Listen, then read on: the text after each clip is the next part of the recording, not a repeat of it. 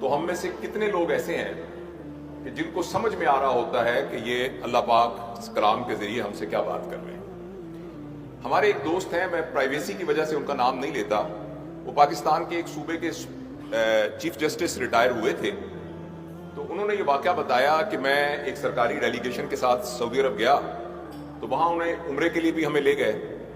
تو عمرے میں انہوں نے پروٹوکال دیا، تو بالکل پہلی صف میں امام صاحب کے پیچھے ہی ہم نماز پڑھ رہے تھے، تو فجر کی نماز تھی، تو نماز میں امام صاحب نے کچھ تلاوت کی تو امام صاحب رونے لگ گئے، اور جو میرے دائیں بائیں لوگ تھے وہ بھی رونے لگ گئے۔ میں سوچوں کہ یہ کیوں رو رہے ہیں اور مجھے رونا ہی نہ آئے، اور جب سلام پھیرا تو سب کے گال بھیگے ہوئے تھے، امام صاحب کی بھی گھٹی بندھی ہوئی تھی، مجھے بڑی شرم آئی کہ مجھے تو رونا ہی نہیں آیا، پتہ نہیں کوئی ایسی کیا خاص بات تھی۔ تو میں نے ساتھ والے سے پوچھا، اس نے کہا آپ نے سنا نہیں جب انہوں نے کہا تھا وَامْتَازُوا الْيَوْمَ أَيُّهَا الْمُجْرِمُونَ، تو اس پر امام صاحب کی رونے لگ گئے۔ تو اس نے کہا اس کا کیا مطلب ہے؟ انہوں نے کہا اس کا مطلب یہ ہے کہ قرآن کی آیت ہے جس میں اللہ پاک کہیں گے کہ آخرت میں سب لوگ اکٹھے ہی ہوں گے بیٹھے ہوئے، تو اچانک اللہ پاک یہ کہیں گے کہ اے مجرموں آج تم الگ الگ ہو جاؤ، تو ایک دم ایک دیوار گرے گی اور کچھ لوگ ادھر ہو جائیں گے کچھ لوگ ادھر ہو جائیں گے، تو اس بات کا خوف ہوا کہ ہم کہیں دیوار کے پرلی طرف تو نہیں ہوں گے۔ تو وہ جو چیف جسٹس تھے نا، وہ کہتے میں اس وقت تو نہیں رویا، لیکن اپنے کمرے میں آ کے میں نے دیوار پہ سر مار مار کے رویا کہ میں نے قانون کی اتنی کتابیں پڑھی ہوئی ہیں، لیکن مجھے اس بات کی سمجھ نہیں آئی کہ اللہ پاک نے قرآن میں کیا کہا۔ میں آپ سے یہ نہیں کہتا کہ آپ میں سے کتنے لوگ ایسے ہیں جنہوں نے جب اس بچے نے تلاوت کی تو ان کو سمجھ میں آ رہا تھا،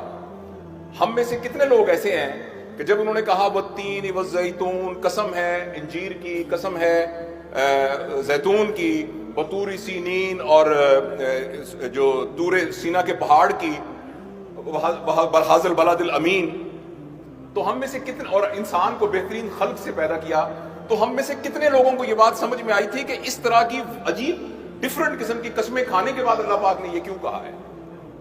البتہ یہ بات میں آپ سے تو نہیں کہتا کہ آپ ہاتھ کھڑا کر کے بتائیں کہ کتنے لوگوں کو یہ بات سمجھ میں آ رہی تھی۔ البتہ پچھلی حکومت میں ایک دفعہ اسلام آباد کے کنونشن سینٹر میں نوجوانوں کا ایک سمپوزیم پچھلی حکومت نے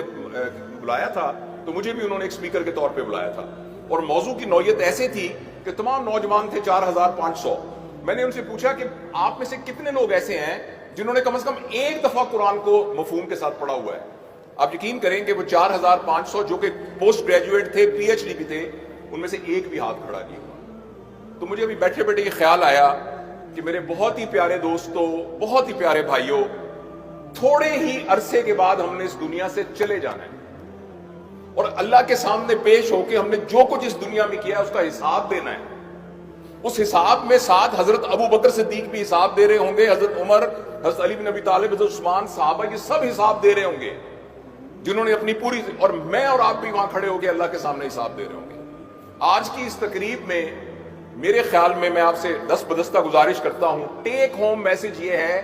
کہ آپ کے بچے کے ایف ایس سی میں نمبر نہیں آئے، اس بات پر گھر میں 10 دن سوگ ہوتا ہے، تو اس بات پر بھی سوگ ہونا چاہیے کہ میرے بچے کو تو قرآن کا پتہ ہی نہیں ہے۔ بچے کو کیا، مجھے بھی نہیں پتا۔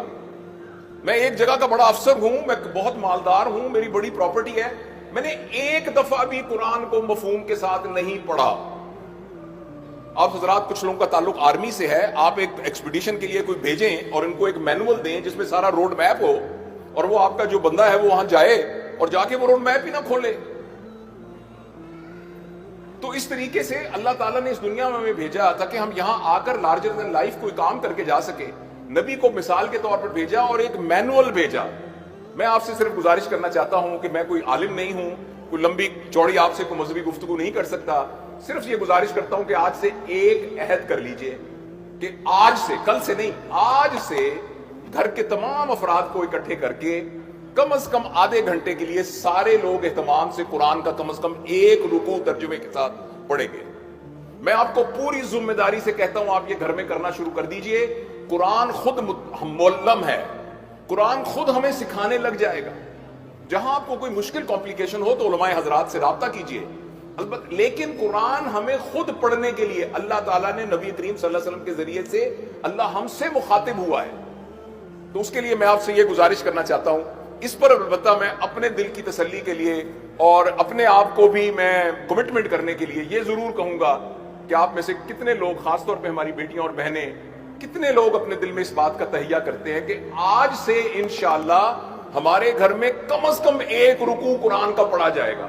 ہماری اولاد، ہمارے بیوی بچے، ہمارے گھر کے ملازم، ہمارے کھانا کھانے والے قیامت کے دن ہمارا گریبان پکڑیں گے. ہمارے وہ بچے جن کو ہم نے پڑھا لکھا کھلا کے پتہ نہیں کہاں پہنچا دیا، وہ ہمارا گریبان پکڑیں گے کہ آپ اتنے پڑھے لکھے، اتنے مالدار، اتنا سب کچھ تھے، آپ نے ہمیں ایک دفعہ بھی قرآن نہیں پڑھ کے مفہوم بتایا. آپ کو پتہ ہی نہیں سورہ کہف میں کیا لکھا ہوا ہے، آپ کو پتہ نہیں سورہ اعراف میں کیا لکھا ہوا ہے. تو میرے بھائیو، یہ میری گزارش تھی. اللہ تعالی ہم سب کو عمل کی توفیق نصیب فرمائے.